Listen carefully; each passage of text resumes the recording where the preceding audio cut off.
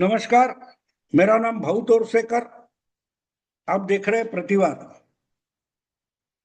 दोस्तों, बंगाल के चुनाव के नतीजे आने के बाद जिस प्रकार से देखते देखते ममता दीदी की तृणमूल कांग्रेस पार्टी बिखर गई है और उसके बाद उद्धव ठाकरे की शिवसेना लोकसभा पार्टी में जो टूट फूट हो रही है और खबरें जो आ रही है एक के बाद एक अलग अलग क्षेत्रीय पार्टियां, छोटे छोटे जो दल है उनमें भी बीजेपी तोड़फोड़ करेगी, ये खबरें आ रही है। तो इसका डर तो होता है।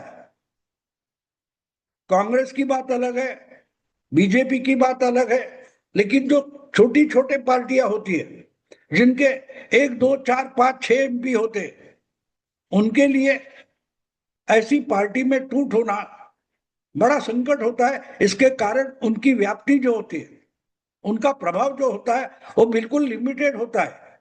एक राज्य के लिए उस राज्य में कुछ क्षेत्र का प्रभाव होता है, उससे ज्यादा नहीं होता। कर्नाटक में जनता दल सेक्युलर नाम की पार्टी है, देवे गौड़ा की, जो देश के पूर्व प्रधानमंत्री रहे।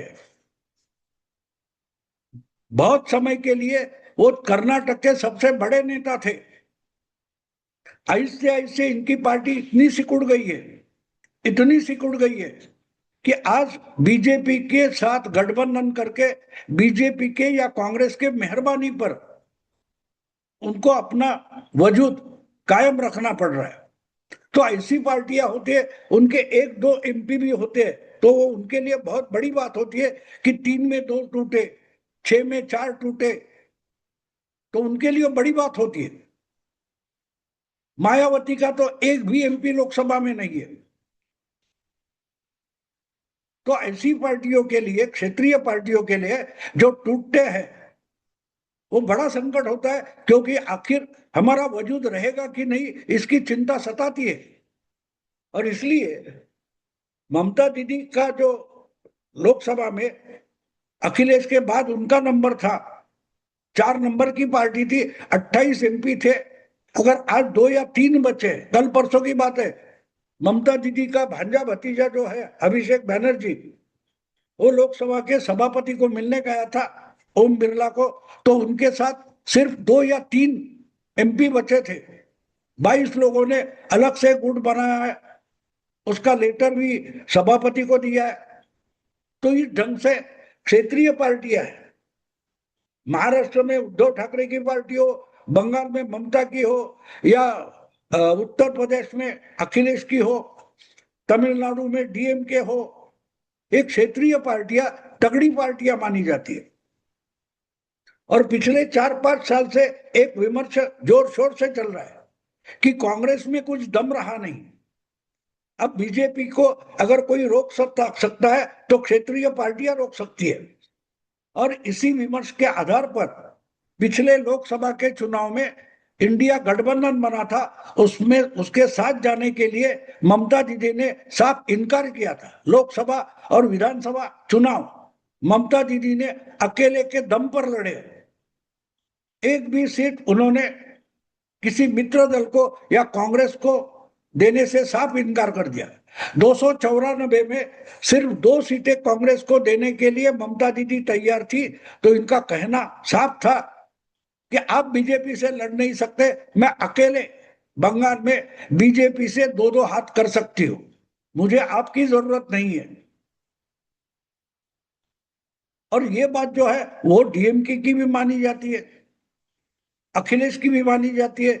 तो ये मीडिया का विमर्श है, लेकिन उस पर कितना भरोसा करना और अपने संगठन की, अपने क्षेत्र में क्या ताकत है इसका अंदाजा करके लड़ाई में उतर जाना, ये उन क्षेत्रों के, उन पार्टियों के लिए जरूरी था।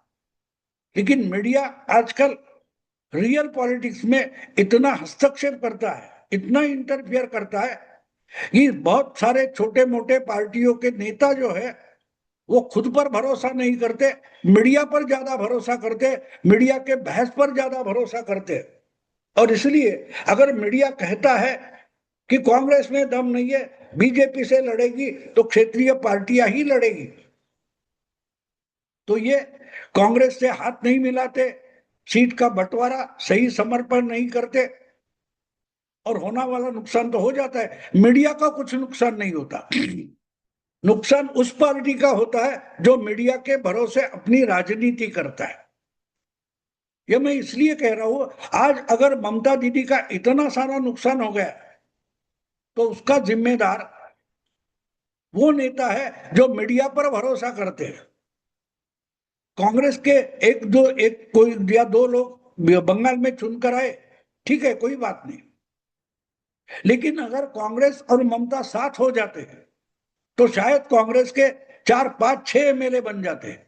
लेकिन ममता भी कम से कम इतना तगड़ा संघर्ष करती कि बीजेपी को अपना बहुमत कमाना आसान नहीं था। लेकिन ममता मीडिया की बातों पर चली गई और खुद का नुकसान किया। लेकिन ये जो विमर्श है कि कांग्रेस बीजेपी से अगर संघर्ष करेगी तो क्षेत्रीय पार्टियां करेगी, कांग्रेस को दम बचा नहीं है। लेकिन अभी ये बात है कि बंगाल चुनाव के बाद जिस तरीके से टीएमसी बिखर गई है और महाराष्ट्र में उद्धव की पार्टी बिखर गई है, टूट रही है, वो देखकर अचानक से मीडिया का विमर्श बदलता हुआ दिखाई दे रहा है कि भाई अब तो कांग्रेस को ही लड़ना पड़ेगा। जो क्षेत्रीय दल सशक्त है और बीजेपी से दो दो हाथ कर सकते हैं, उनमें अब वो ताकत नहीं बची कि वो बीजेपी का विजय रथ रोक सके। और इसलिए कांग्रेस को ही बीजेपी के साथ ऑल इंडिया लड़ने की तैयारी में जुट जाना चाहिए। ये मीडिया का विमर्श हो गया। यानी इन्हीं लोगों ने, ममता हो या उद्धव हो या ऐसे जो क्षेत्रीय दल है, उनको चने के झाड़ पर चढ़ाया और औंधे मुंह गिर गए। तो अब ये बोलते हैं भाड़ में का क्षेत्रीय दल बचेगा, बीजेपी से लड़ेगा तो कांग्रेस ही लड़ेगी। तो भाई 2 साल 3 साल पहले आप इन्हीं क्षेत्रीय दलों को इतने सशक्त क्यों बता रहे थे? बात यह है कि एजेंडा पार्टी का होना चाहिए, नीति और प्रोग्राम पार्टी का होना चाहिए। बाहर से कोई आपको सलाह दे रहा है तो उसके सलाह पर आपको नहीं चलना चाहिए। आपका दूसरे तीसरे 10वें स्तर का जो कार्यकर्ता है, नेता है, लोकल नेता है, उसका जो फीडबैक आपको आता है उसके आधार पर आपको चलना चाहिए। तो ये जो अभी क्षेत्रीय पार्टियों में टूट हो रही है, तोड़ा तोड़ी हो रही है, ऑपरेशन लोटस चल रहा है, यानी इसको नाम दिया जाता है। अगर बीजेपी अपने विरोधियों को, क्षेत्रीय हो या राष्ट्रीय हो, अगर उनको हमला करके दुबला कर देती है, वीक कर देती है, तो उसको ऑपरेशन लोटस बोला जाता है। तो आज पिछले 2 महीने से जो ऑपरेशन लोटस चल रहा है उसके तहत क्षेत्रीय पार्टियां दुबली होती जा रही है। तो कांग्रेस में भी बेचैनी है। अब कांग्रेस में बेचैनी क्यों है? आपको याद होगा कि बंगाल के चुनाव के पहले इसी राहुल गांधी ने बीजेपी के जीतने की आशंका प्रकट की थी और उसका कारण ममता को बताया था। लेकिन बाद में नतीजे आने के बाद वही राहुल गांधी बोलते कि बंगाल का कांग्रेस उसका आनंदोत्सव ना करे कि ममता की हार हो गई। ये ज्ञान पहले क्यों नहीं था? हाँ, कांग्रेस का मुझे ऐसा लगता है कि अखिलेश ने इसी तरीके से, सॉरी, राहुल गांधी ने इसी तरीके से बिहार में आरजेडी को दुबला बना दिया। तो ये भी एक विमर्श है, ये भी एक नैरेटिव है कि क्षेत्रीय दल तो बेसिकली कांग्रेस को ही नोच नोच कर बड़े हुए, सशक्त हुए। अगर ये दुबले हो जाते, क्षेत्रीय दल मर जाते, तो कांग्रेस का बल बढ़ेगा, कांग्रेस ताकतवर हो जाएगी। तो एक तरीके से हमें ऐसा भी लगता है, बहुत सारे लोगों को, कि कांग्रेस, सॉरी, बीजेपी और अमित शाह मिलकर कांग्रेस को बढ़ावा देने की कोशिश करते और क्षेत्रीय दलों को और दुबला बनाकर और निकम्मा बनाकर, कमजोर बनाकर इसका फायदा बीजेपी को नहीं मिलेगा लेकिन कांग्रेस को मिलेगा। लेकिन ये कहने वाली बात होती है, ये नैरेटिव होता है, विमर्श होता है, सच्चाई नहीं होती। सच्चाई जमीन पर जाकर देखनी पड़ेगी। क्योंकि कांग्रेस ऑल इंडिया पार्टी है वगैरह, ठीक है, कांग्रेस के पास कुछ 16-18% वोट ऑल इंडिया ये, लेकिन वो बिखरे हुए बिखरे हुए। जैसे केरल में कांग्रेस का कोई संगठन है, कर्नाटका में है, लेकिन उत्तर प्रदेश में नहीं है, बिहार में नहीं है, गुजरात में नहीं है। तो इसलिए क्षेत्रीय दल अगर कमजोर हो जाते हैं तो कांग्रेस की ताकत बढ़ेगी, ये थियरी है, अनुभव नहीं है, अनुभव नहीं है। और इसलिए कांग्रेस में बेचैनी है, लेकिन अलग कारण से। कांग्रेस में बहुत बेचैनी इसलिए कि हमने देखा है कि पिछले लोकसभा चुनाव में जो गठबंधन बना था उसका फायदा कांग्रेस को मिला, और 6-8 जो कोई एमपी चुनकर आए उत्तर प्रदेश में, उनको लगता है कि अगले चुनाव में राहुल के कारण हम नहीं जीतेंगे, तो अभी बीजेपी में चले जाएंगे। तो महाराष्ट्र में बहुत सारे कांग्रेस के एमपी है जो बीजेपी में रहना चाहते हैं। तो कांग्रेस में बेचैनी इसलिए कि हम 3 साल बाद फिर से चुनकर आएंगे। तो जितनी बेचैनी छोटे छोटे क्षेत्रीय दलों में है, तो ऑपरेशन लोटस के कारण वो बेचैनी कांग्रेस में भी है।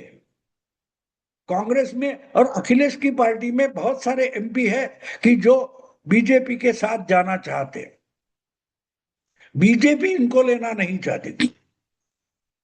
आपको याद होगा जब तृणमूल के 22 लोग आ रहे थे तो बीजेपी ने उनको रोके रखा और दूसरी किसी पार्टी में, लोकल पार्टी में मर्ज करवा दिया, लेकिन बीजेपी में नहीं लिया।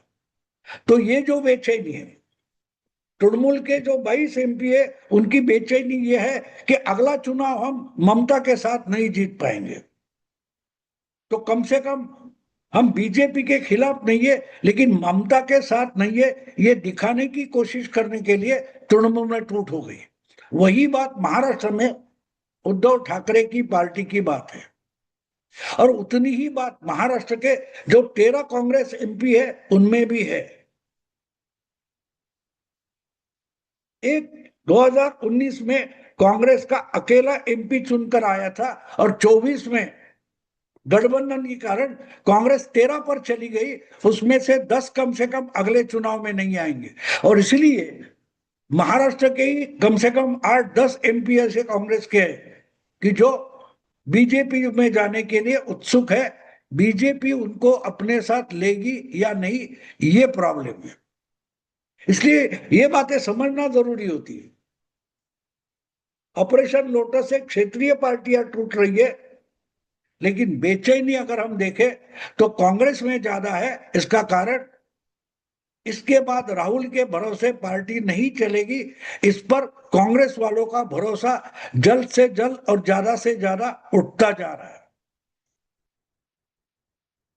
हर कोई अपनी सीट बचाना चाहता है, अपने लिए बचाना चाहता है। पार्टी को बचाने के लिए ना कांग्रेस में कोई तैयार है, ना क्षेत्रीय पार्टियों में कोई तैयार है। अगर नेता ही लड़ने से डरता है तो बेचारे उसके समर्थक क्या करें। इसलिए क्षेत्रीय पार्टियां ऑपरेशन लोटस से टूट रही है, लेकिन ज्यादा से ज्यादा बेचैनी अगर आपको देखनी है तो इस वक्त बहुत जल्दी जहां चुनाव है उस उत्तर प्रदेश, अखिलेश यादव और बीजेपी में, कांग्रेस में ये टूटने की बेचैनी ज्यादा दिखाई दे रहे। दोस्तों अभी रुकता हूं, वीडियो पसंद है तो लाइक कीजिए, शेयर कीजिए और प्रतिवाद को सब्सक्राइब कीजिए। नमस्कार।